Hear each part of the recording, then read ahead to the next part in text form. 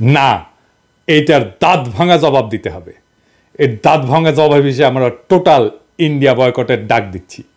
আমরা এর আগে ইন্ডিয়ান প্রোডাক্ট বয়কট করছিলাম, কিছু সিলেক্টেড প্রোডাক্ট বয়কট করছিলাম, এইবার আমরা টোটাল ইন্ডিয়া বয়কটের ডাক দিচ্ছি। শুধুমাত্র ইন্ডিয়া পণ্য না, সেই সাথে ইন্ডিয়া থেকে সকল প্রকার শিল্পের কাঁচামাল আনা বন্ধ হবে। ছাত্র জনতা এটা নিশ্চিত করবেন।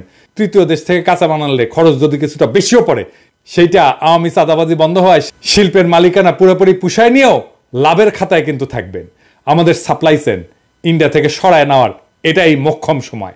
একই সাথে ভারতের সকল এয়ারলাইন্সকেও বয়কট করা হলো।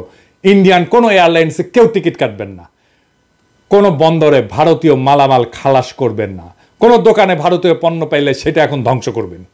আমরা এর আগে বলছিলাম তুলে নিতে বলবেন, না রাখতে বলবেন, কিন্তু এখন বলতেছি এটা ধ্বংস করবেন। কোনো ভারতীয় পণ্য বহন করবেন না, কোনো পরিবহন যেন না পায় পণ্য নিয়ে আসার জন্য।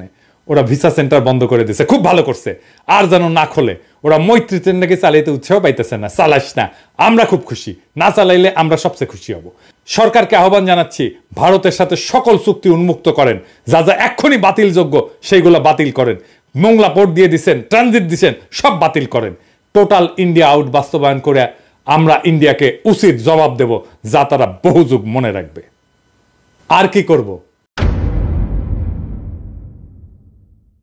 অনেকে মনে করেন ভারত বড় দেশ, আমাদের ঘিরা আছে, হুরে বাবা, হ্যাঁ আমাদের খায়া ফেলবে। হ্যাঁ জি না, ভারত আমাদের ঘিরা নাই, আমরা ভারত দিয়ে বেষ্টিত না। ভারত বরং চারিদিকে শত্রু রাষ্ট্র দিয়ে বেষ্টিত। সরাসরি শত্রু না হইলেও তারা ভারতের বন্ধু না, যারা ভারতকে বেষ্টন করে আছে। ম্যাপটা খুলে দেখেন, একদিকে পাকিস্তান, চীন, নেপাল, বাংলাদেশ, আর ওইদিকে মায়ানমারের গণতন্ত্রকামীরা জিতে গেলে ওরা বাম্বু দেবে ইন্ডিয়াকে সকাল বিকাল। ইন্ডিয়াকে ঘিরে ফেলা হয়েছে চারিদিক থেকে, চারিদিকে ওর হোস্টাইল টেরিটরি। আর আমরা তিস্তার চায়নাকে ডেকে না চিকেন নেক চাইপা ধরবো।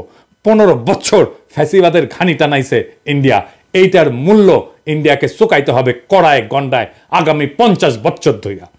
একটা কবিতা ছিল, মুক্তিযুদ্ধের সময় লেখা হয়েছিল, সেই কবিতা আমরা আবার পড়ব।